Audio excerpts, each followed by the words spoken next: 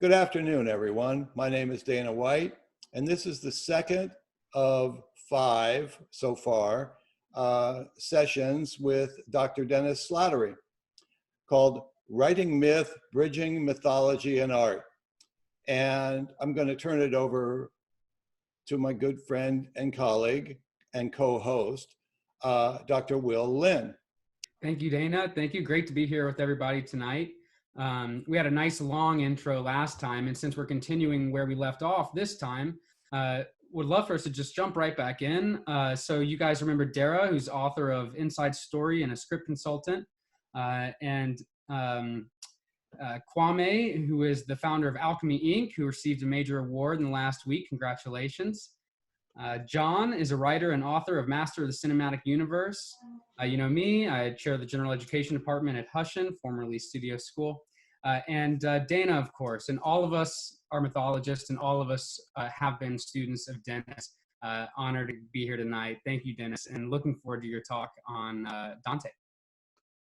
Well, thank you all, the panelists, for being here again. I know it's a sacrifice. It's fitting it into schedules that, if you're like me, you're finding yourself busier than ever during this virus. So I can't express my gratitude strongly enough to each and every one of you. And thank you all participants for being here as well. So the most important thing for me in these 5 classes is to make this material that's presented an occasion for self-reflection on one's own personal myth. That's what I want to return to again and again. And just so that I don't assume, and we all have our own understandings of what a myth is as well. I'd like to read just a little bit, because in all of my writing, and I, like so many of you, like to come on others who have written about myth and cite them. But I'm at a place in my professional and personal life where I'm trying to figure it out for myself, having read a good bit on myth over the years. So let me share a few things from a chapter in here on a previous book entitled From War to Wonder, Retrieving Your Personal Myth Through Homer's Odyssey. First, and these are bullet points in the book, a myth is that element or quality that holds our life in a complex network of coherences, conflicts, and contradictions.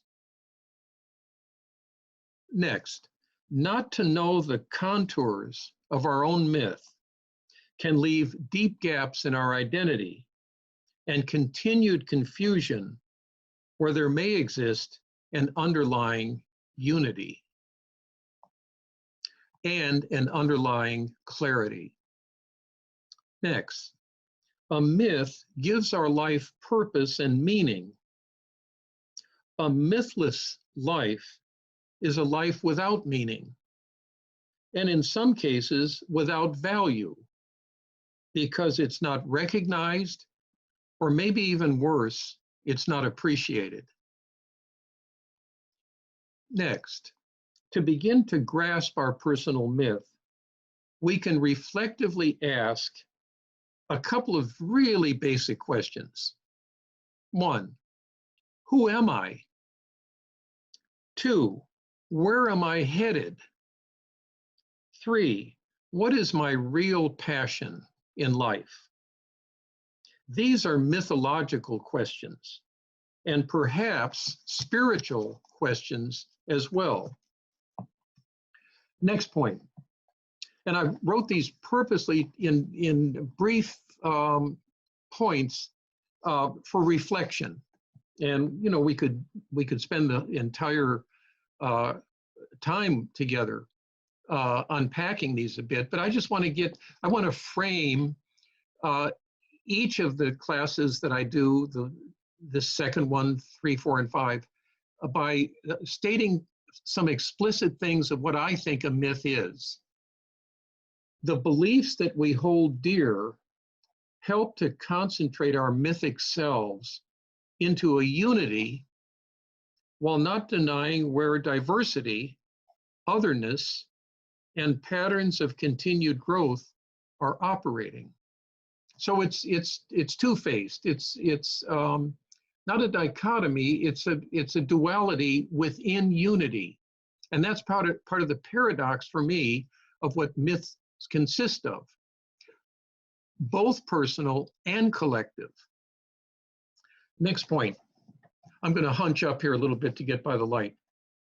A myth is what we continually call on to create a functional relationship with the external world that we move through daily. So we call on our myths as one of the sources, and here I'm thinking of Will's interest and others in here. You're all immensely creative people. But we call on that creativity through the myth we're living, I think, that we move through daily, as well as the interior terrain that comprises who and what we are and are becoming. So we're both being and becoming simultaneously, and that's part of our mythic dimension. A myth reveals to us our reference points in life. These reference points can be understood as our reverence points as well. What we reverence, we reference. And if we flipped it and suggested what we reference, we reverence. Especially in times of hardship, loss, confusion, which I know I and I bet many listening are feeling today. A myth is always busy constructing a model of reality, a guiding set of values and twistings of the normative as we live into and become curious about new territories in our life and how they may fit the larger patterns that identify us. And the last one in this series of bullet points, but I'm going to continue on just a little further. A myth reveals that what I believe about myself and the world influence what I believe to be true and what I believe to be false. Let me read that again. A myth reveals what I believe about myself. So myths are beliefs, and the world, what I believe about myself and the world will influence what I believe to be true and what I believe to be false. And then this short addition. A friend of mine in Akron, Ohio, a former Myth student, has developed a nonprofit organization working with young Black youths in that city and in Copley, Ohio. He calls it Alchemy Inc. I have gone to his gatherings 3 times over the many years to work with Kwame Scruggs and his young men. At one of the gatherings, he posed to them this question, and this has, Kwame, this has stayed with me over the years. I just thought it was profound. He posed to the young men, what are the 2 most important days in your life? He lets them play with possible responses, possible answers. A couple of the young men rightly responded that it was the day they were born. Kwame's answers are below. They got half of it. The day that I was born was one of the 2 most important days in my life. But here's the profundity that I think is so mythically inflected that Kwame posed to them next. The second day is the day you discover why. And I reflect on this. The first question touches on matters of biology, The second on matters of mythology. Our personal myths push us to ask why we are here and what we have decided to serve during this precious time that we are here. But one must be awake to hear both of these questions. And the last point I'll say about personal myth at this point, our personal myth is also the energy and the template we use to transform, because myths are transformative, that we use to transform the multiple events that happen to us daily, with at first glance seeming to have little relation to one another, into a coherent story. So for me, one of the most powerful energies about mythology is that they move us towards a sense of coherence by taking all of these bits and shards and pieces that comprise any one of our days and form them, shape them, and will and others. This is where the art comes in that runs right up against myth, because it creates them into a coherent narrative. Okay, so I wanted to start with that as a kind of introduction. And now I'm going to offer some prefatory remarks before we look at some passages and some sonnets that Dante composes in his La Vita Nuova, which is, I've had so much fun with this in the last couple of weeks. What I'm realizing about La Vita Nuova is it's a record and a memory of how Dante comes to understand the mythology that gives his life purpose. And the second step of it will be to write the Divine Comedy several years after. So let me say a few things about La Vita Nuova, the new life, which, as I read and reread sections of it, realized that for a new life to begin, something of the old life must die off. And the question becomes for every one of us, what are you willing to let die off so that parts of a new life can begin to take shape and to take form? And that, I think, is one of the implicit questions that Dante poses. In the early part, where there is little to be read, there comes a chapter with the rubric, Incipit Via Nuova. The new life begins. It's my intention, he writes, to copy into this little book, which is comprised of 31 sonnets, the words I find written under that heading, if not all of them, at least the essence of their meaning. See, it's a book in which he discovers that his life work is to be a poet and to give voice to what has been invisibly present, but hasn't had a form developed by means of it. So he starts it in memory, which I think is where myths originate. I think they originate in the memory. And to remember can be a mythological activity that takes us on that journey closer to who we are.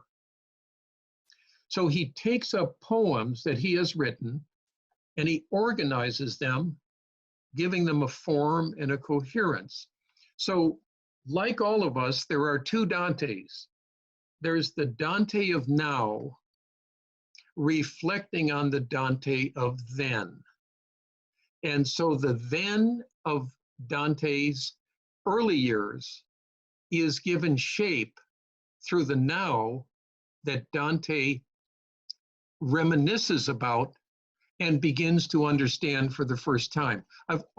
As I grew up, I was always fascinated by why older people, and I don't consider myself one of them just yet, are always remembering and talking about the past. What's going on? Have they given up? Is there no life in front? But reflecting on it, maybe from a little bit more of a ripening on the vine of life, I realize that they're seeking the form of their history and a coherence to it. And what better way to approach that is to remember your stories and tell them. And in each telling, as we age, it's kind of interesting how the earliest parts of our life start to take on shape, not what happened 12 years ago, because they're seeing the form of their lives mythologically. And I think it's a built-in and innate impulse in us to mythologize ourselves. And one of the most powerful ways to do that is to remember, and to remember with others. And especially to remember, which is why it's so wonderful to have friends that have been in our lives for 35 years, 40 years, 50 years. I know when my brothers and sister, when we're on the phone, we're always remembering stuff from our childhood. And we're recollecting our myths by means of them. So we cannot separate the act of remembering from that of mythologizing. This is what Dante's La Vita Nuova has shown me in a way that I didn't see before when I was teaching parts of it. So the translator, I chose Mark Muse's translation. He's also translated the entirety of the Divine Comedy and decided for himself he wasn't going to try to do the rhyme scheme, the terza rima rhyme scheme of the Divine Comedy. He said, no, it's too much, and I'm not sure that English can handle it. But his translation is one of the best out there. He tells us in an intro that Dante wants to recall those past experiences which bear so forcefully on his meeting with Beatrice Portinari. And he meets Beatrice for the first time when both of them are 9 years of age. He's writing La Vita Nuova when he's 29. So 22 decades have passed before he turns to mythologize his history. So I'm going to put that out there for now, and maybe one of you comes back to it, that the power of remembrance is in its ability to mythologize our history. And most of it's true, some of it's made up, but does it matter? And I'll tell you who has written about this profoundly is Tim O'Brien in the Things They Carried, which is his experiences in Vietnam. He's my age. In fact, he lives 50 miles north of me in Austin, Texas. And Ken Burns used him often in creating the 8-part history of Vietnam, the documentary. And when I finished his book, I went back and typed up all the places in it in which he spoke about the nature of story. And one of the things that he disabused me of is to believe that all stories actually happened. In fact, he claims that some of the best stories in our lives never happened except in the moment that we're making them up. So that's that fictional mythic quality of each of our narratives.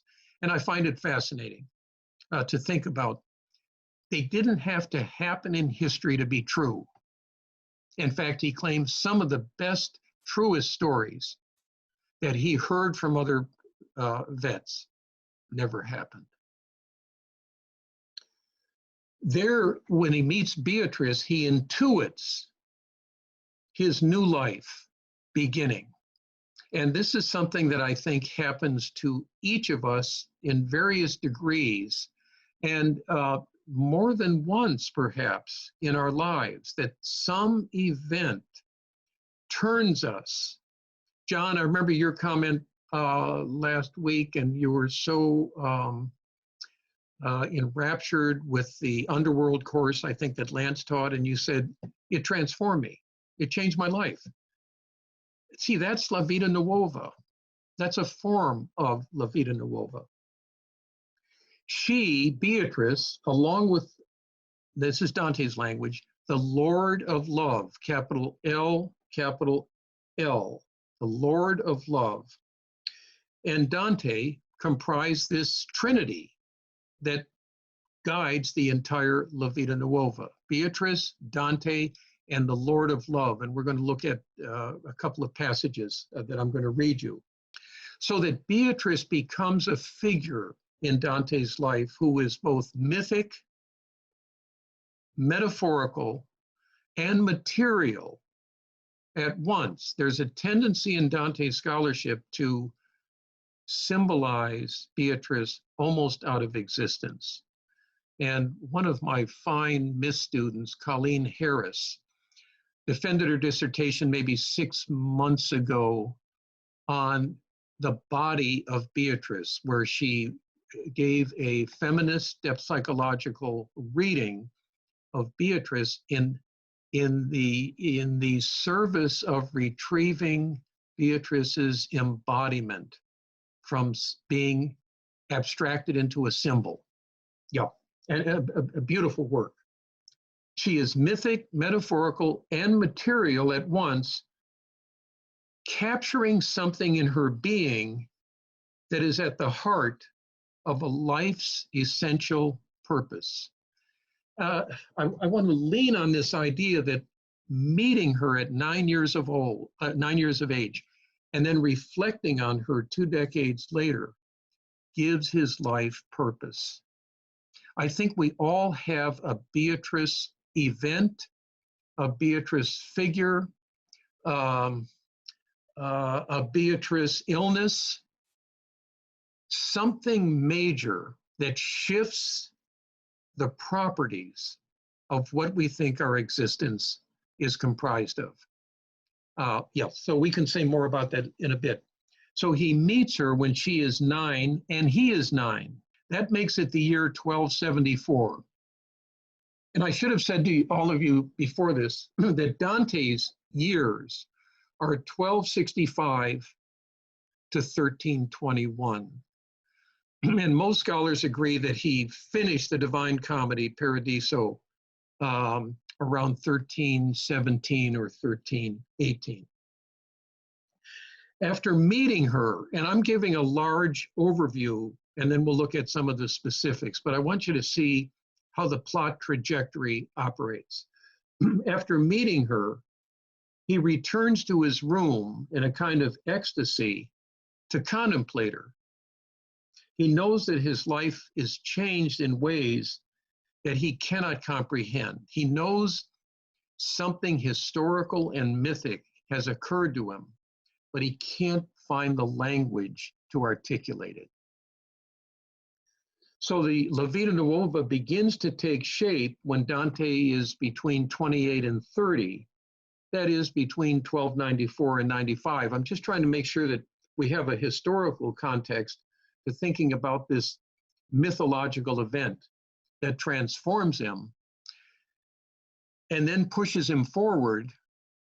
And I know I'm getting ahead of myself here, but pushes him forward to realize that the vessel of these 31 sonnets is completely inadequate to capture the nature of love itself in its permutations. And so it's at the end of this poem, he's very much like Stephen Dedalus at the end of Portrait of the Artist as a Young Man. Now he's going to leave Ireland to do his work as a high priest of the imagination. That's Joyce's language. It's Stephen Dedalus's language. And the end of La Vita Nuova is carries the last sonnet, which is the only one in future tense. And that's where he conceives of the idea of writing this 14,200 and some odd lines that will be the Divine Comedy. So he looks back at this point in what I call a memorial meditation to weld the poems he has written along with prose that outlines the poem's meanings. And it was not unusual in the Middle Ages for a poet to write his or her poem and then say, here's what I was up to, here's what I was intending to do. And we as readers do not have to buy into that exclusively or unconditionally.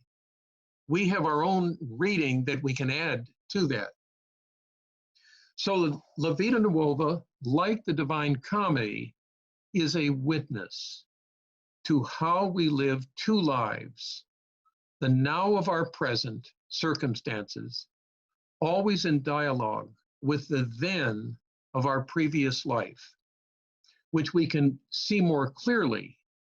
And by that I mean, see the myth that has been guiding it from the now of our consciousness. I think that this dual seeing and understanding puts him in touch with the fundamental mystery of who he is.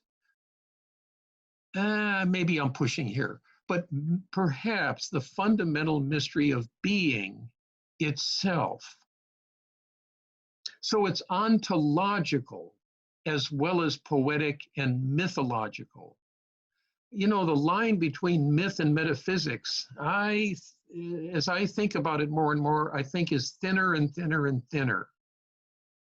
This being put in touch with the fundamental mystery of being, which is also, I think, what myths, as Campbell says, point us towards.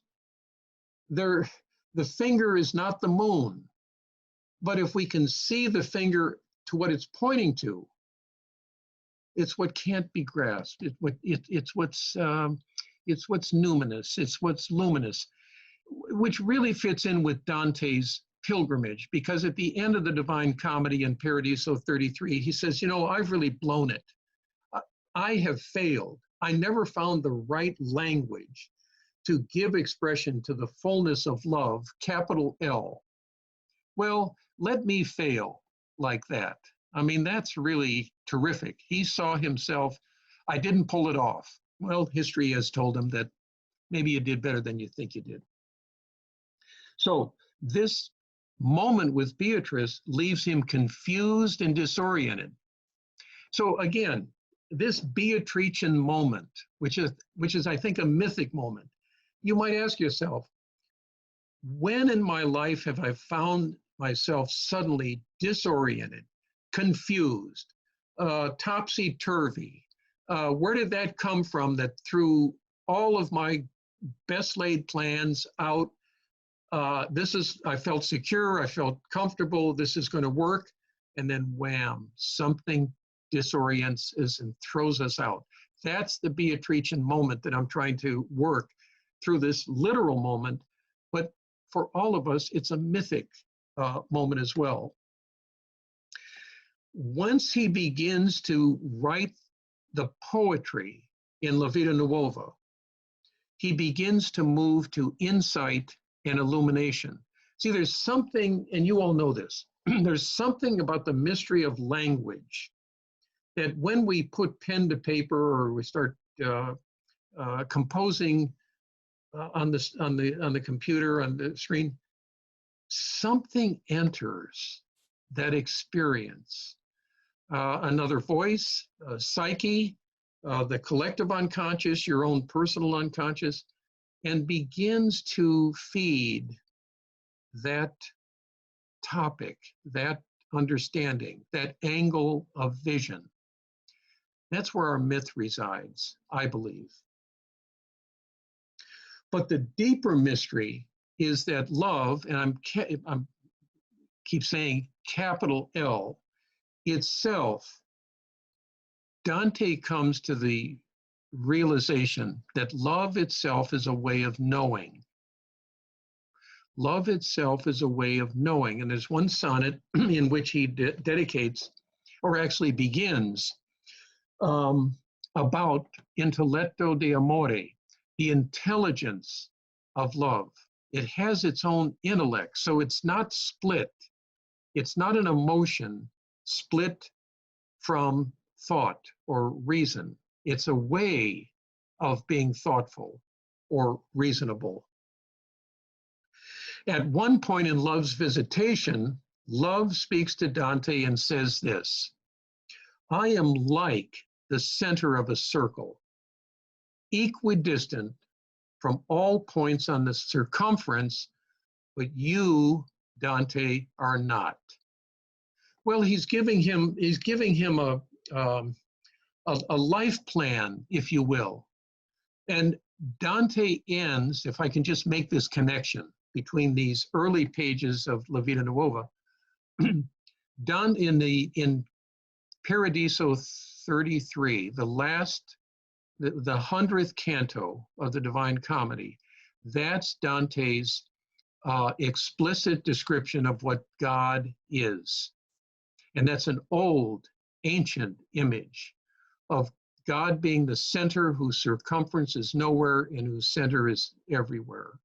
So in the first pages of La Vita Nuova are the last lines of the Divine Comedy. So it really does create a magnificent mandala of an understanding that comes out of love. Journeying, or I prefer the term pilgrimaging, towards the center is also a part of his life's work and culminates in the last canto of the Paradiso when he contemplates three circles tied within each other with an image of a mortal in the center. I want to suggest, and I have already, but I'm underscoring it, that such a journey is shared to some degree by every one of us. To become who we are destined to be is a way of centering ourselves in the world. So by becoming who we are, we become centered in the world, not only in the world that we inhabit, but I think in a broader, balanced perspective that takes in the entire world. I remember reading for the first time that stirring essay by Jung, Christ as a Symbol of the Self. And Beatrice carries this presence of Christ throughout La Vita Nuova and, of course, through the Paradiso. It's a way of grasping the figure of Christ as a symbolic image for life's guidance. The La Vita Nuova then is a spiritual odyssey, a pilgrimage to the soul of the self, and that's in large measure why I wanted to explore it with you in this second class. What Beatrician moment has guided your life up to today? When did you discover the basic fundamental theme of your life that you continue to cultivate variations on? So, like myths being thematic, I think each of our lives carries one or a few themes that we continually to play variations on. To me, that is a sign that the myth we're living is still organic and hasn't calcified into some kind of ideology or fixed position where there's no room to grow. Growth stops. Here's another. What narrative guides you on a daily basis? The plot of which you remember and you rehearse frequently, repeatedly, maybe many times any given day. That narrative comes back to you. And what you're doing at the moment echoes, resonates, is in conflict with that prevailing narrative that you return to. And then I'm also thinking about the dream life, because one of the most poignant moments in La Vita Nuova is a dream that Dante has. So here's the question I pose. What dream has had a powerful influence on you? Perhaps it's a dream that recurs periodically or that stays in your memory and perhaps for years. Another way of thinking about myth is to ask, what is your guiding metaphor? That is, what figure or condition or situation is a North Star for you. It's your guiding principle. Another, what work has provided you with a purpose, a meaning, and a direction? What is your work? Are you still seeking it? Have you found it? Is it mutating into other formats? And believe me, I ask myself these questions often. And the answer always shifts just a bit, some of them becoming more firm. What in your current frontier, that is, what horizon do you continue to work toward? We are seeking in these questions what Dante sought, but did not directly know until it happened. With Beatrice, he finds his myth. He finds the door that opens him to the symbolic life and to the realm of poetic life, into the realm, I would add, of the invisibles, and into the world of his own unconscious. For Jung, myths reveal, this is a quote, myths reveal the nature of the soul. That's what we might seek here. So Jung believes that myths reveal the nature of the soul. I think poets have been doing that for millennia as well. So that the Divine Comedy will be Dante's mytho-poetic continuation for his soul and for the soul of the world, the anima mundi, the realm of both spirit and flesh. I feel like there's a lot on the table, and maybe some articulation of a few points might be in order right now. So let me pause and just check in with the panel, and then check in with the participants as well. Dennis, I'm really moved by this idea of a Beatrice moment. And I'm wondering if you see any rhythm to the Beatrice moments that we experience in our life, or if they seem, random. I just wonder if you've had any observations about the natural rhythm of those Beatrice moments. Yeah, that's great. Confusion, no, surprise. Dante at 9 is blown away by the presence of this young woman on one of the bridges in Florence. Confusion, disorientation, a sense of meditation. And I don't mean to sound clinical here, but John, I think I do see something, and I didn't maybe realize that I did. Then in the articulation, there'll be a moment that we'll look at when Dante says, I don't know why, and I've never written a poem, but I feel compelled that the vehicle to try to capture what I've experienced has to come through a poetic, creative moment. This is where myth becomes art. And then the poem becomes a witness to that confusion, and in the process clarifies something. It doesn't explain it. I hope that makes sense to you guys, that it's not explanation, but there is some clarifying, some illuminating that takes place. And then he feels compelled to share it with others to get their response. So it goes from the private, intimate, exhilarating, sexual, to a form that he can share with others. So yeah, now, does that paradigm work for you all? I mean, work for any of you that are present in this class? And I'm sure there's places to add, or, well, it doesn't happen to me quite that way, but maybe I'm beginning to see some template in which it does work. And I think that context is also essential for our personal mythologies. I think our personal myths are some amalgam of content and context.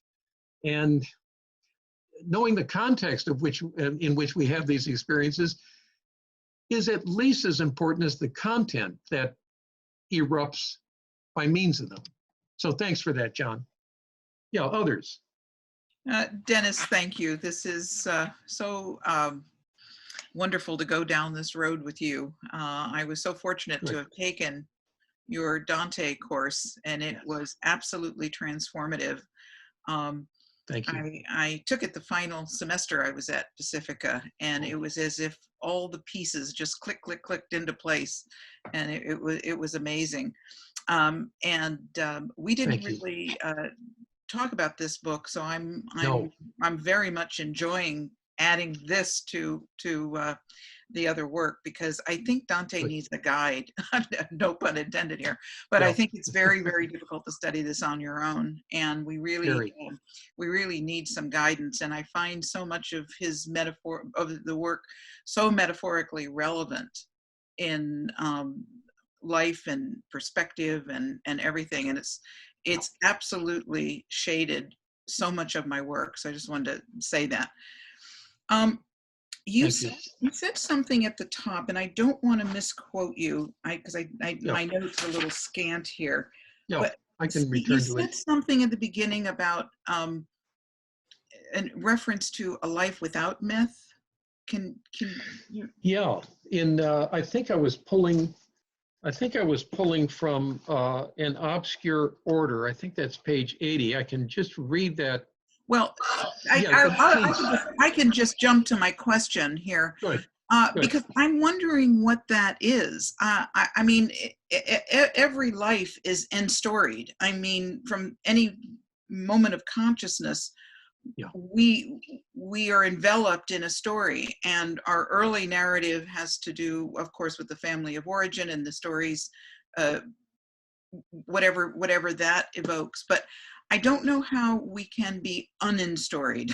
You know, how a life cannot. I mean, it might be slim pickings. It might be something. It might be perverse.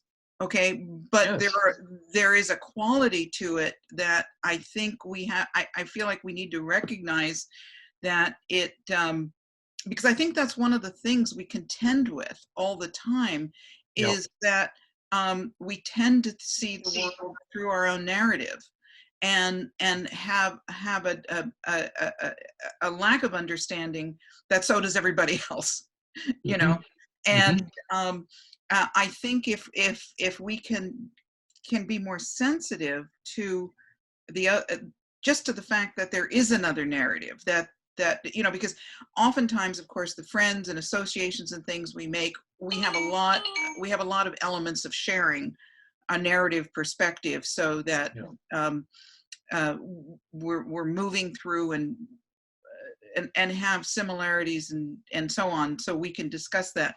But I think this is what leads to a lot of othering, when we don't have an ability to see that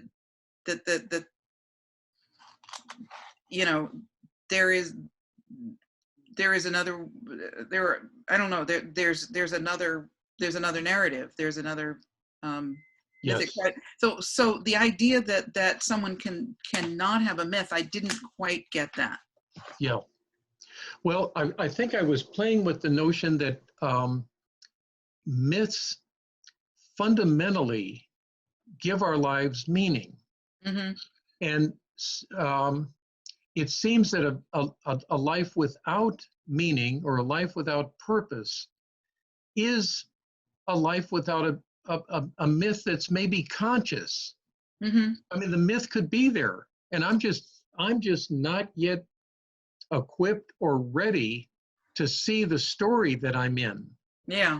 Now that might be a way of thinking about how, well, my life seems to be without purpose, but on reflection, and see, that's and with a huge dose of empathy for ourselves, if not for others, I think we can get into a dark place and feel like this is all really kind of meaningless. Mm-hmm. It doesn't add up to anything for me.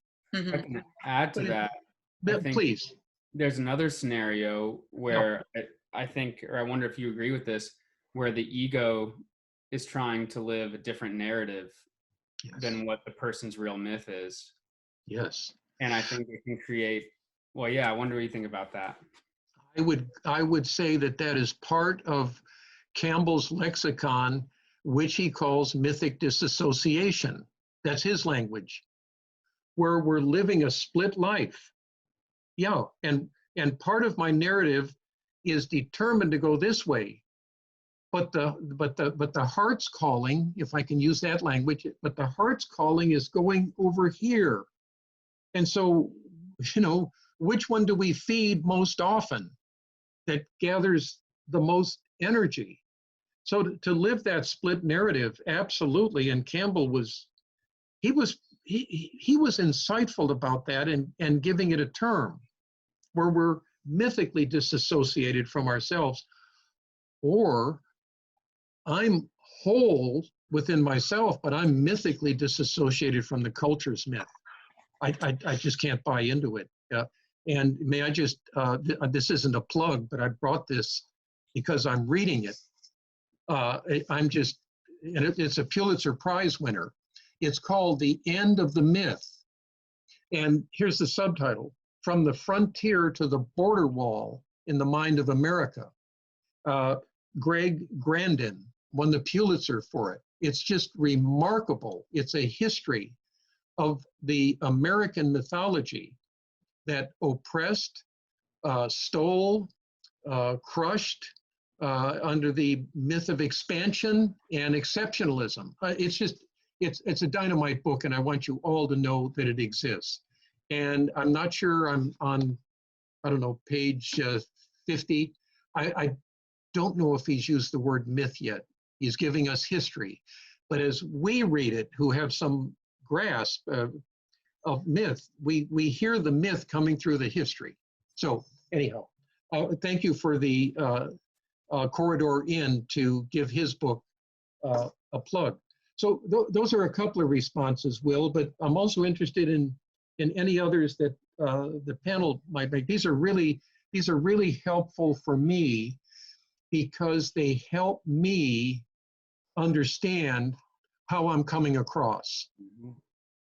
By what you see and what you take and push further, which is, for me, the juice of learning itself. I mean, well, you say that, however, you give such rich material, it's hard not to bring a lot of ourselves to it. Well, thank you for that. That's if I do that, because I can't prove any of this, and I'm too old to give a damn about trying. But if it evokes in you, the panel participants, it takes you somewhere, success from my vantage point. So thank you for that. And please, I'm talking too much. Let's go for a few more minutes and then let me pick it back up, if that's okay. Dennis? Please. It seems to me when you talk about the association between myth and meaning, it seems to me that we really cannot discover meaning except in the past or imagining it forward in the future by chasing it. That when we're actively engaged in our myth or in our behavior or doing whatever it is that we're doing, the idea of meaning is sort of a phantom. It lurks out there over the horizons. It lurks in other places, but we can't directly access it because meaning, to me, just only appears upon reflection. And we can't really reflect in the present moment except upon something that's not in the present moment. We have to draw in something from the past, or we imagine forward in the future, but it's inaccessible in the present moment. Mm-hmm. Does that resonate with you at all? Yeah, it does, because I think that, you know, I remember maybe Hillman quoting Plotinus, the Enneads. I've never understood the pronunciation, Enneads, a magnificent mystical spiritual text, in which Plotinus says all learning takes place by likeness. And Jung, analogy formation is a law which to a large extent governs the psyche. So there's exactly, I mean, you're making me think about it a little bit differently than I have. So that in the present, there can be those moments of analogical discovery.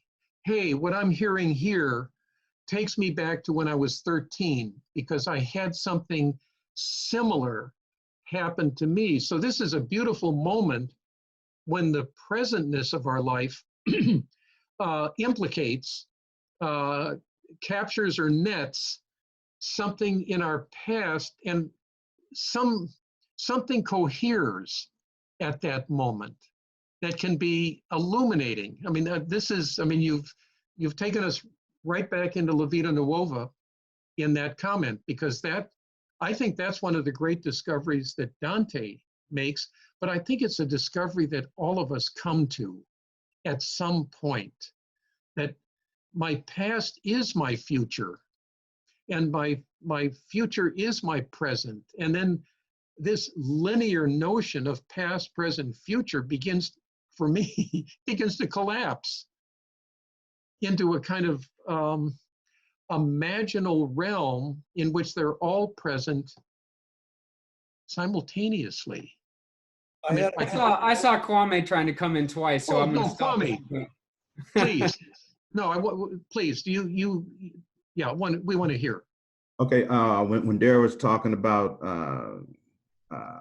not really having a myth, or everybody having a myth, or like living mythically, it wasn't until I was 30 some years old, 31, 32, that I understood that I had a purpose in life. And it was interesting because I was working full time, going to school in the evening, part time for like 15 years. So it was like some invisible that was leading me somewhere, but I had no idea what it was. I knew I was doing the right thing, but it wasn't until I went through that formal, initiation of rites of passage that I was introduced to African spirituality and Jung Campbell, that I understood what my purpose for living was. And that's when I started to live mythically. But prior to that, even though, and I definitely understand what you're saying there, but prior to that, it was just lying dormant. It was lying dormant. Yes. And then John, when you asked about the Beatrice moment, first thing that came to my mind, I think it was Jung who said, talking about alchemy, he said the stone will be found when the search lies heavy on the searcher. And then I remember taking your class, Dennis, Epic Imagination, and you said, leap in the net shall appear. Okay, but you have to leap first. You've got to leap first. Yeah, sure. I think once we start to search, and then I think that's when Beatrice, comes into our life. It's like when the student is ready to teach, it shall appear. And hey, Dennis, one other thing, and then I'm done. You were talking about the being with the youth and the two important days, two most important moments in your life: the day you were born and the day you found out why. That was Mark Twain. I wish I could say that was me. All right, but it's Mark Twain. Thank you. No, thank you. It was the first time I ever heard it. So for me, it's Kwame. But I get the point. No, it was profound. I sat there thinking, holy crap, that was worth coming, working with you, working with the youth. It galvanized something for me. Yeah. Thank you for that. Yeah, it's like a catalytic converter. That we have a moment where one moment we're this way, and the next moment we're something else, and the threshold, the crossover, but it can happen, it can happen in an instant. Yeah, it's just one of the most miraculous things about being human, that's possible. Dennis, I would like to take a moment, and we have a special guest in our participants. Connie Zweig is here. Beautiful, and Connie. I'd like to say hello, and then she yes. ask you a question. Thanks, Dana. Oh, Connie, glad to hear your voice. Dennis, this really touched me. I want to share something very personal. Just because this brought tears to my eyes, and I'm compelled to share it. So when I was 9 years old, I saw a boy. His name was Steve Riker. And that boy aroused a longing in me, a yearning that didn't go away. He was the object of my longing from the time I was 9 until I was 19. And, you know, there were moments when we connected, but it wasn't about that. He became my imago Dei. Yeah. And my parents thought I was so crazy, they put me in therapy. Mm. But you know, because so young to be that attached to a boy. But what happened was when I was 19, I learned how to meditate, and that longing got moved onto the divine. It was the same yearning. It was the same internal experience. But its object moved from Steve to God. And my spiritual life began. And as I meditated over the next decades, and then I found Goethe's poem, Holy Longing. And I recognized the connection between them. And it became, and I would say, you know, we're talking about, do we know we're living a myth? Are we all living a myth? Are we conscious of living a myth? I mean, I think that most people are not conscious of it. And somehow this was given to me. And it was like a fate to know that I was living this story of spiritual longing. Mm. And, you know, eventually I wrote a book, Meeting the Shadow of Spirituality, which is about holy longing. Actually, first my dissertation at Pacifica was called The Holy Longing. Oh. And I looked at spiritual yearning in all of the frames of psychology and all the different psychological schools. And I remember talking about Dante and Beatrice in there. I'm not very literary, so I didn't know it as well as you just described it. But this has been my myth. And you know, today I think I would call it the myth of awakening. Because what I recognize is that the object of the longing can change. And it evolves, just as Jung talked about how the imago Dei evolves. And so I rarely share this story, but I wanted to share it because you just touched me so deeply. It's such a beautiful story, and I want to respond to it. I'll be brief because I want to leave space for others of you. It's so much a pattern of the Divine Comedy, Connie, what you said, because when Dante meets Beatrice for the first time, I think it's Canto 30 of Purgatorio, and Dante's carrying the fantasy or the memory of the love that he felt for Beatrice and thinks he's going to pick that yearning back up now at the top of Mount Purgatory in the Garden of Eden. And Beatrice cuts him no slack and really, she beats him up a bit emotionally and your story is helping me understand it better than I have in the past. He's shocked as if she slapped him in the face, because he was carrying the yearning for her, and she knew that it was to be directed towards the primal love that moves the sun and the other stars. That's Dante's language. That's what God is. It's the presence of the movement, that everything's in harmony if we can back up enough to see it. So the yearning Beatrice did not want to step on but she wanted to redirect it. And I'm thinking of your language about that's when you felt your spiritual life maybe was, you know, the new life, your Vita Nuova. And that's exactly what happens to Dante. Then he's on a completely different plane of relationship with her, and she is his spiritual guide, right to one of the last cantos of Paradiso. So, Connie, thank you for that personal story, because it fits beautifully within the pattern, the mythic pattern that takes Dante to the end of the Divine Comedy. Yeah. I have dedicated all my books to that boy. Oh, beautiful. Thank you, Oh, my Dennis. gosh. Thank Oh, you so beautiful. much. My pleasure. Thanks. Any other participants like to speak at this point? Yes, I have one more. Oh, good. Yeah. Sheila.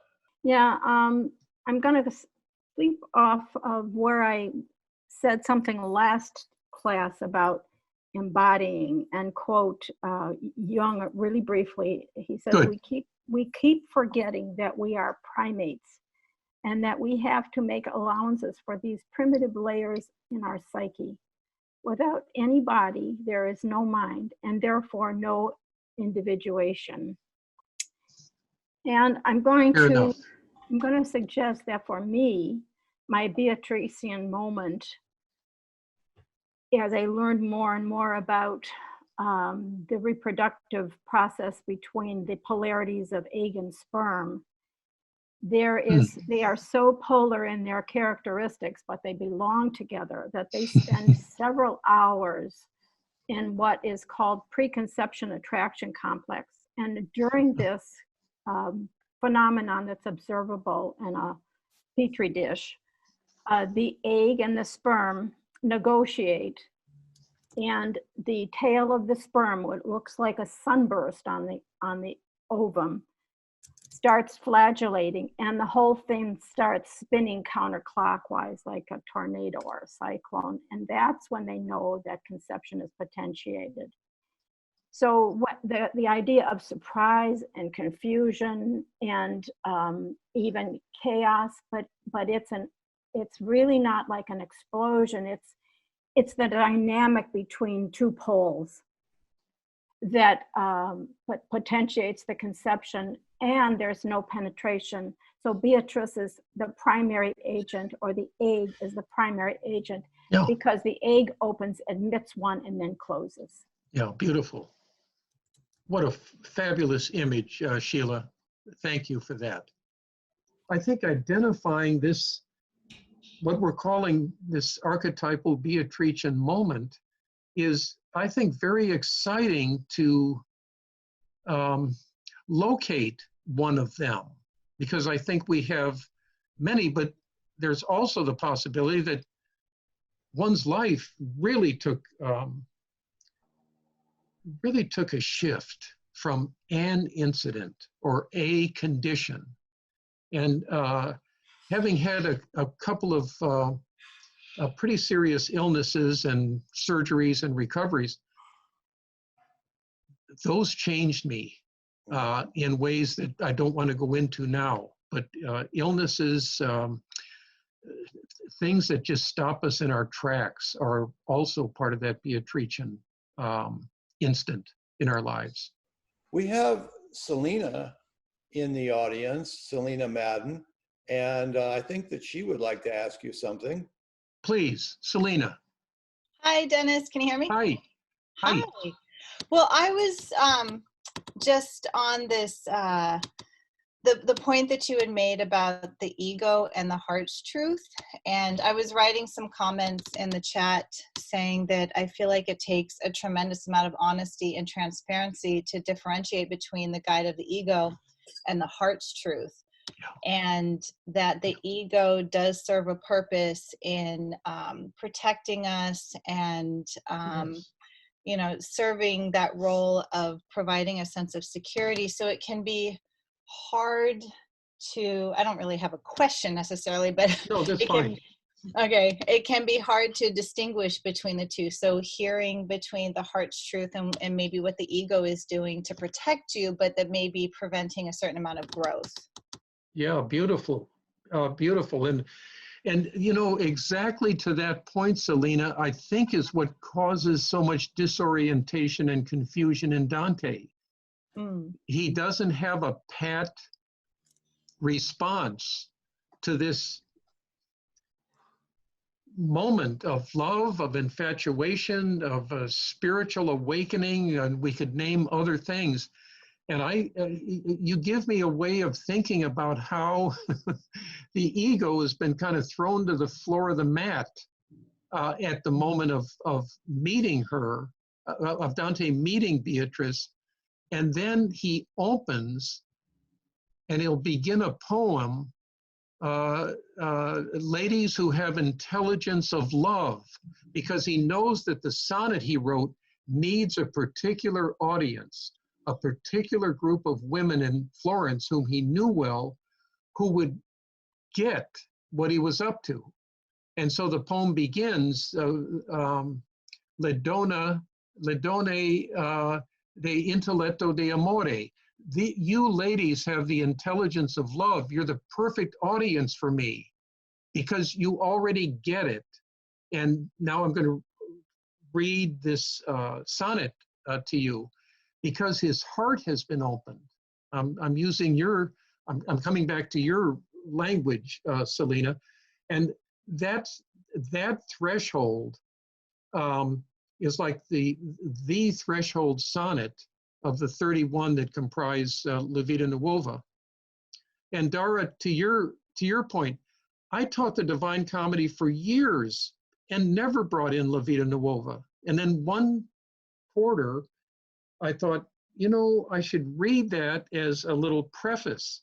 And then it kept taking up more and more time of the 7 hours that, well, we had the full class for the Divine Comedy, but it started to just chew into the class, and I thought, let it, because it's the Divine Comedy writ small, if I could say it that way. So yeah, I hadn't awakened yet when you took the class into, no, you need this as part of the organic continuity of the course. So Dante, I'm going to read a little bit, and then and then go to a couple of specifics. And I'm watching the clock, and I know I'm going to run out of time, but it's okay. I'd rather run out of time than be forcing it. And as part of my myth, part of my myth is that I need excess in order to gain access. And I start the Riting Myth, Mythic Writing book with that experience at Pacifica, where I'm pulling, this is when we lived out there, so I could bring a ton of stuff into each class, enough for 14 hours. And I had you guys for 7. And it was 8 in the morning, and I was dragging this cart, this two-wheeled cart, across the parking lot, thinking, and I had newspaper articles and magazine stuff and just all kinds of excess baggage, literally and figuratively. And I said, what the hell are you doing? You have them for 7 hours. You don't have them for 7 days.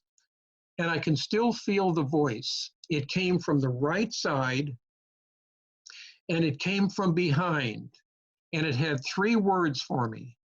Excess is access. And I said, thank you very much. That has been a part of my myth, and I never had it articulated. And who articulated it, I still think about. But it relieved me because I need too much in order to gain entryways into the stuff, into the subject matter. And tonight is no exception. So I prefer that than scarcity. I'll never be a minimalist on any level. So Dante then becomes fully conscious that something has entered him with an energy that is able to change his life's trajectory. And I don't think I've used that word energy before, but it is, to use Jung's adjective, it's energic, E-N-E-R-G-I-C. That's Jung's word. That, that psyche's transformations happen in part because of energic impulses that it like floods consciousness and starts evaporating the well-laid plans that we have for ourselves. Dante writes, this is from Vita Nuova, but it's in my notes.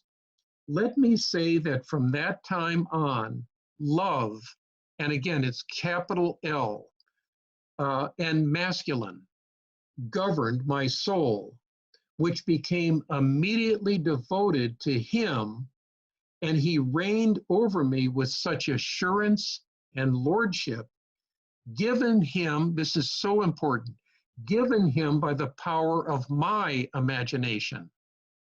So it's the power of love, but it's as Dante is imagining it. So the artfulness, the creativeness is already part of something he is submitting to. And it feels paradoxical, even as I say that aloud. That he had no longer any choice but to follow love's guidance.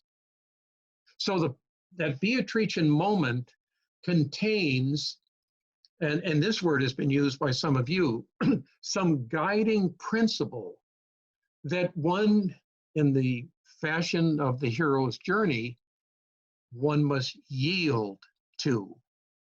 You remember that's part of Campbell's template, that once you hear the call and then heed the call, and refusal is always on the horizon as a possibility, then you yield to something bigger than you are.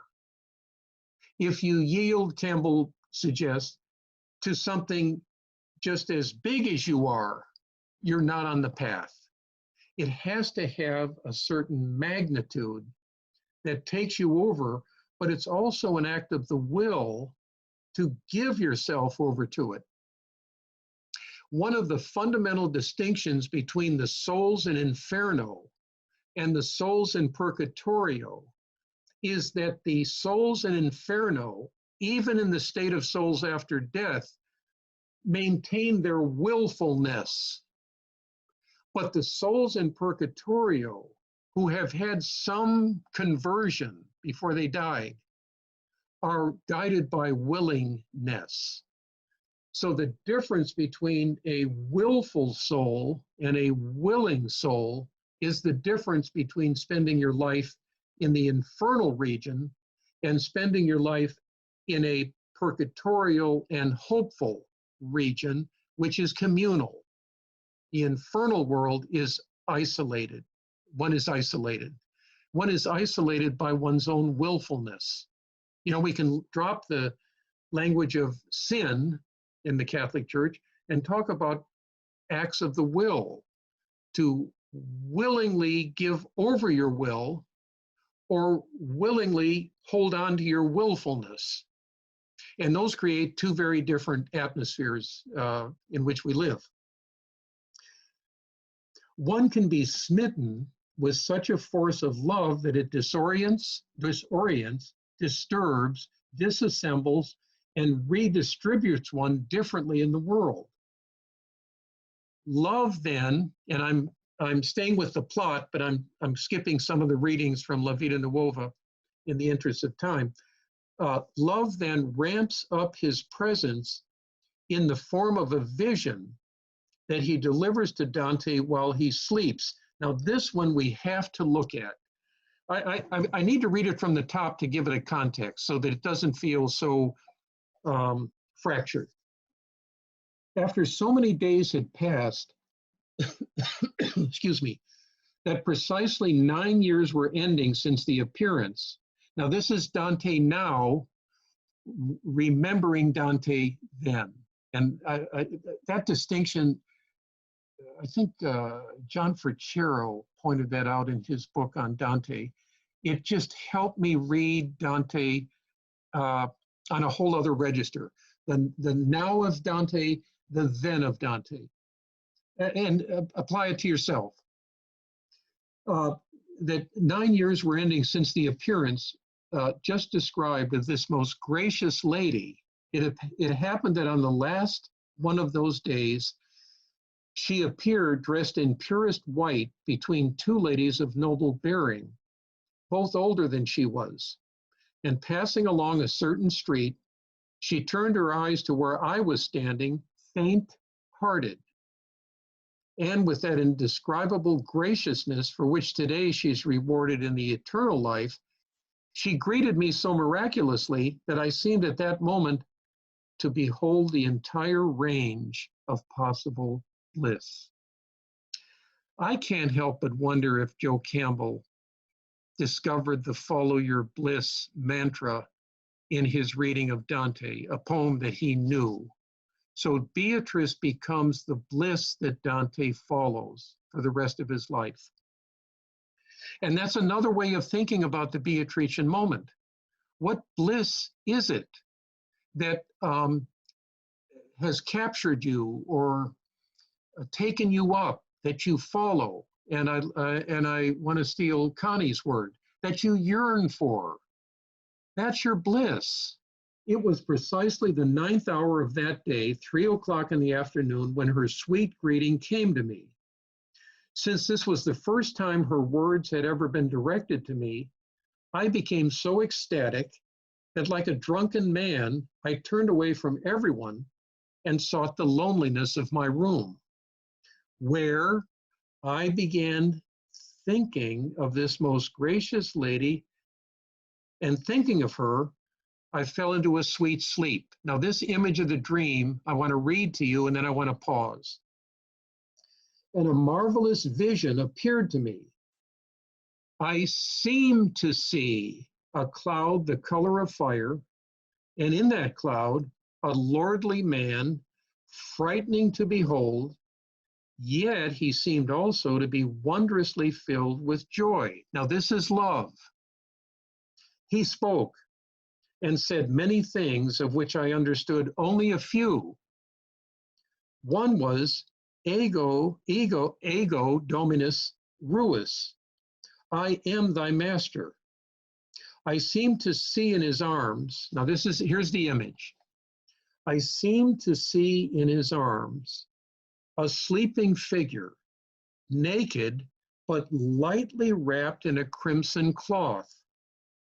Looking intently at this figure, I recognized the lady of the greeting, the lady who earlier in the day had deigned to greet me, Beatrice, on the street of Florence. In one hand, he, love, seemed to be holding something that was all in flames. And it seemed to me that he said these words, Vide cor tuum, behold thy heart. And after some time had passed, he seemed to awaken the one who slept, and he forced her cunningly to eat of that burning object in his hand. She ate of it timidly. A short time after this, his happiness gave way to bitterest weeping, the figure of love. And weeping, he folded his arms around this lady, and together they seemed to ascend toward the heavens. At that point, my drowsy sleep could not bear the anguish that I felt. It was broken, and I awoke. At once, I began to reflect, and I discovered that the hour at which that vision had appeared to me was the 4th hour of the night. That is, it was exactly the first of the last hours, the last 9 hours of the night. Thinking about what I had seen, I decided to make it known to many of the famous poets of that time. And then just track this. And this is the passage that hit me strongest. most strongly on your interest of myth and art, because right here, I think they coalesce. Thinking about what I had seen, I decided to make it known to many of the famous poets of that time. Since just recently I had taught myself the art of writing poetry, I decided to compose a sonnet addressed to all of love's faithful subjects and requesting them to interpret my vision. I would write them what I had seen in my sleep. And then I began to write this sonnet, which begins to every captive soul. And let me read the first stanza of the 4 or 5 that, let me just give you a sense of it. To every captive soul and loving heart, to whom these words I have composed, are sent for your elucidation and reply. Greetings I bring for your sweet Lord's sake. Love, capital L. The first 3 hours, the hours of the time of shining stars, were coming to an end, when suddenly love appeared before me. To remember how he really was appalls me. To remember how he really was appalls me. You mean crying by how he really was? That's what's appalling? Yes, yes. And it also implicates the condition of Beatrice that he brings to her in dream. So she is asked or coaxed or coached by love to eat timidly of Dante's heart.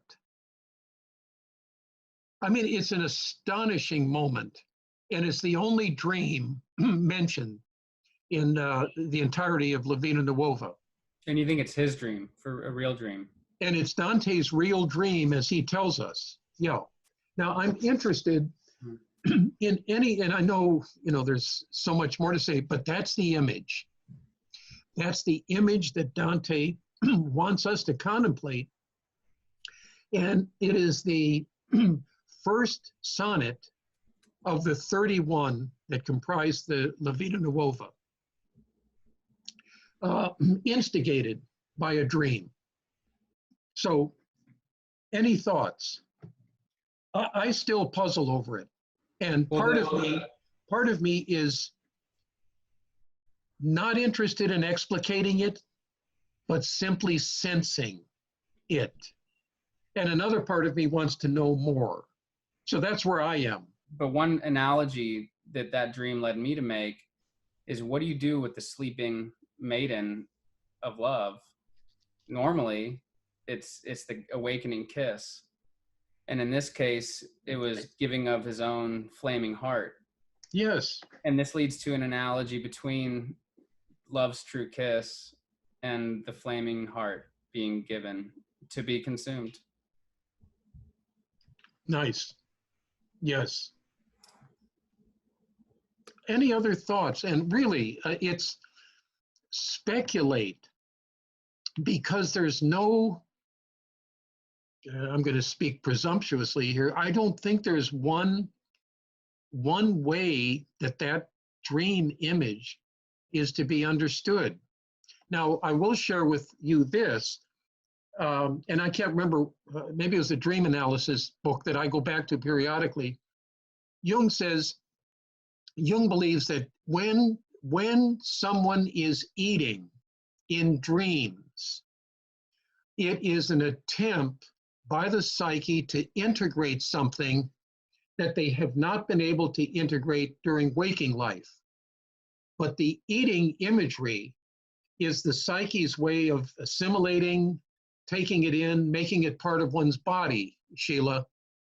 So for Beatrice to timidly eat of Dante's flaming heart, I mean, Dante, if we give it a Jungian reading, Dante is trying to integrate something through his dream life that in waking life still disorients him.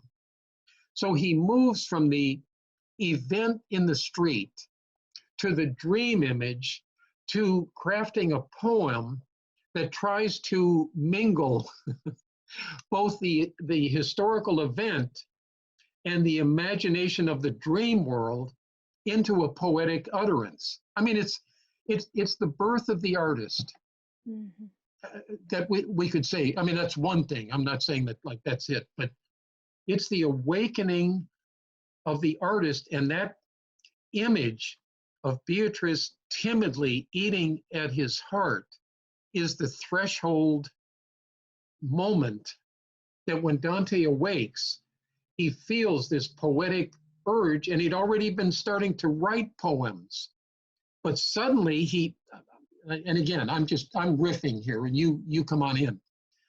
And suddenly he's found his subject matter out of the combination of the dream world and his historical event of this fully embodied, beautiful woman. You know, Dennis, as you're Yeah. talking about that, I'm rereading Joseph Campbell's Masks of God right now. I'm in Primitive Mythology, and he talks so much about in early myth how the eating was always a way to bring the divine into the body. And I can't help but see that imagery, you know, in Beatrice, you know, eating the heart. I also think that, you know, as we think about that idea of bringing the divine into ourselves, and one of the things that Campbell, you know, talks about was that the God coming into the body, or the divinity coming into the body through food, was always this, it was this sort of messy, gross process. And I you know, I just think about that as I think about Beatrice, you know, eating the heart. It's something that is not meant to make us comfortable. It's an image that is disturbing to evoke us into something that is not just the pleasantry of what we would hope dream life often, you know, would be. So I'm struck at the horror and the gore of the image being necessary to the divine experience. Yeah, beautiful. And of course, it's resonating the central myth of Western Europe in the Middle Ages, and that is the Catholic Church and the Mass and the eating of the body and drinking of the blood of Christ. And the Church is adamant that it's not. I mean, this is tough, but it's not symbolic. It's the consecrated host is the body of Christ, not represents it, and that's a tough one to take in. I mean, and the wine is the blood, so that, I mean, it's so primal, and it's about ingesting and making part of your metabolism divinity. Could I just add something from a reproductive place again? Yeah, Sheila. Yeah. There's a cap on the head of each sperm that has to, the one that makes it and is received into the egg, this cap, think of off with his head, the Queen of Hearts, off with his head. They lose this, and then the nucleus, the sperm is almost all nucleus and the egg is almost all cytoplasm. When it goes in, think of the nucleus as the center or the heart of the cell, and there is a metabolic consumption, mutual, breaking apart, individuating, differentiating, you know, and to make a third thing. Yes, beautiful. To make a third thing. To make a third thing. The tertium quid. That's it. Right. And that's the transcendent function. It is more than a synthesis, because they have to negotiate and hold the tension of those opposites for the complete turning of the Trinity, for a fourth to come out of it. That's it. Yeah, and beautiful. Like Harry Potter, the Philosopher's Stone can only be born with the death of the two parents into the Philosopher's Stone is one of the things they say, which of course is how Harry Potter was written as a personification of the Philosopher's Stone. There's one other structural thing that I can't help but recognize. Beatrice is always treated as his guide, and she's his guide to love. And so here in his dream, if the deal is he needs to integrate love, he needs to integrate what the heart represents as love. It's not just her eating, his heart. Like you say, it's him eating the heart through her. So there she is again in the very beginning, guiding him to his own relationship with love. Yeah, that's really nice. And you tripwire something in me and Dante scholars are, all wanting to say, and I think with a lot of correctness, that she is the emblem, she is the feminine Christ, who is a mediator between the human world and the divine world. I mean, it really becomes richly complex and mysterious and sacred and embodied and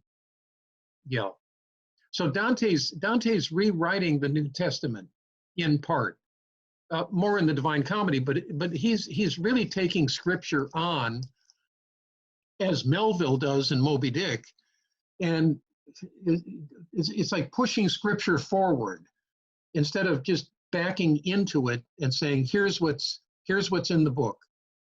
Yeah, but you get these courageous poets and artists and sculptors and painters who say, well, let's lean on it a little bit and see where we can take it beyond.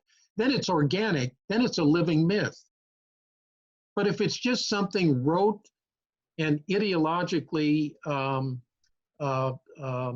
fixed, there's no life in it. It's already been assassinated, which is always the danger of literalism around anything, but especially scripture. We have Tiffany, who has been hanging out there with her hand up. No worries. So what I had written in chat earlier, because you had said something about the line between metaphysics and myth being very thin. And I find that to be so true, because the more that I try to intellectualize a myth, I feel like the further I get away from it. And I need to understand it from my heart and not from my mind. I'm actually working on a project. It's an adaptation of a living myth, and no one has been able to, people have tried to adapt it before for the screen and it hasn't worked. And so I'm working on this project that I thought, oh, this is going to be so easy, but I have to bring in the magic and the mystery into it. And it's been so challenging, but I'm like, okay, I can't just intellectualize it. I spent all this time intellectualizing it, and now I'm like, no, I can't do this. And so I'm just wondering if you kind of speak to that. So is working with Deborah Ann Quibell and Jennifer Seelig on this Deep Creativity, 7 Ways to Spark Your Creative Spirit. And boy, there were 7 chapters, and each of us wrote an essay per chapter, and then Deborah wrote a breathing in piece and then a breathing out piece at the beginning and ending of each of the 7 sections. But boy, did we each come to the danger of getting too cognitive and too heady around creativity. And what a way to suffocate that wonderful juice that flows when one is gives oneself up to that creative process, and then is willing to be just taken in the flow of it. And as soon as one becomes intellectual and too headily reflective, it loses all the mystery. So, and Dante comes to that. I want to credit him. I was just hoping before we ended, and I may not be able to, but this, is it 32? Yeah. Let me end with this, because this is the one of those threshold moments in the La Vita Nuova. And his audience is this group of women. Here's what Dante says at the beginning, and then I'll just read the first stanza of it because of wanting to be respectful of time. Then it happened, and this is on page 32, just for sake of interest. Then it happened that while walking down a path along which ran a very clear stream, which is the river that Dante is baptized in Purgatorio, I suddenly felt a great desire to write a poem. And I began to think how I would go about it. Now, of course, in creativity, there's a craft, but then there's also that moment of inspiration. And the balancing of those two is, I think, a challenge for all of us. It seemed to me that to speak of my lady would not be becoming unless I were to address my words to ladies, and not just to any ladies, but only to those who are worthy, not merely to women. Then I must tell you, my tongue, as if moved of its own accord, spoke and said, ladies who have intelligence of love. With great delight, I decided to keep these words in mind and to use them as the beginning of my poem. Later, after returning to the aforementioned city and reflecting for several days, I began writing a canzone. Using this beginning, and I constructed it in the way that will appear below in its division. The canzone begins, ladies who have intelligence of love. I wish to speak to you about my lady. And this is part of, the creative process that I think is given the shortest shrift. Who is the audience we're creating for, addressing,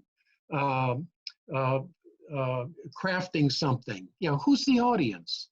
Now, Walter Ong, one of the great rhetoricians, is a Jesuit priest and a rhetorician that studied under McLuhan at University of Toronto and wrote several books on rhetoric, but he wrote an article, the title of which I think you'll find rather fascinating. The title of the essay is "The Writer's Audience is Always a Fiction." We have to fictionalize who it is out there and then write to that, because that's the third of the tripod of rhetoric. Subject matter, the language used to deliver it, and the audience to whom it's delivered. And that's the part that gets shortchanged. Dante, knowing Aristotle's rhetoric inside and out, really pays attention to who his audience is, which I have to be kind of reminding myself of that when I write. But let me just finish here. The ladies who have intelligence of love, I wish to speak to you about my lady, not thinking to complete her litany, but to talk in order to relieve my heart, which is, it's overflowing, it's ready to burst. I tell you, when I think of her perfection, love lets me feel the sweetness of his presence. So the thing we haven't mentioned at all, or I haven't, is the conjunctio of the masculine and the feminine, with the masculine love, capital L, and Beatrice. And if at that point I could still feel bold, my words would make all of mankind fall in love. If I could pull that off. And of course, as a medieval poet challenging the tradition, Dante's looking for fame. It's just part of it. All right, let me finish. I do not want to choose a tone too lofty for fear that such ambition make me timid. Instead, I shall discuss her graciousness defectively to measure by her merit with you, ladies and maidens whom love knows, for such a theme is only fit for you. And then he goes on for 4 other magnificent stanzas. So the inspiration part, but then the crafting. How do you craft it without bleeding it to death by overly thinking it? Yeah. And I think there, I think there I should end. I'm deeply appreciative that you hang with us during this process. And I want to go back to pleasure. I want to go back to Moby Dick for 1 second, because we found our way today by abandoning the script that we came in with at a certain point. And so the real joy in ending up where we did is allowing ourselves to all participate in this process of self-discovery. Yes. And you have been the guide for us, as you have been for so many classes that we all took from you. Thank you. You know, A pleasure. with that, let me just bring it to a close. This has been the second of the talks that we're doing with Dr. Dennis Slattery, and we think there's going to be 3 more. And we'll see how he does with this, you know, and how the coronavirus is doing down in Texas. So it's a strange time for all of us, but you know, the internet has been a wonderful cauldron for all of us to process our feelings and content and deepen our relationship with one another. And so, you know, I think my good friend and partner in this, Linn, and I think Dara and John and Kwame, you know. Beautiful, generous. You're also generous. This is just a beautiful experience that shows what happens when you just show up and, you know, here we all are. I mean, this is beautiful. So yeah, I'm loving it, and I'm looking forward to seeing. Well, I wish I could see all of you, but having you all at the 3rd one, and I never take it for granted. The time that you all have given, and then the engaging with the material. It's just it's an absolute pleasure. So, thank you all. And thank you, Dennis. Thank you very much. Thank you, everyone, for attending. Until next time. Good. See you in 2 weeks.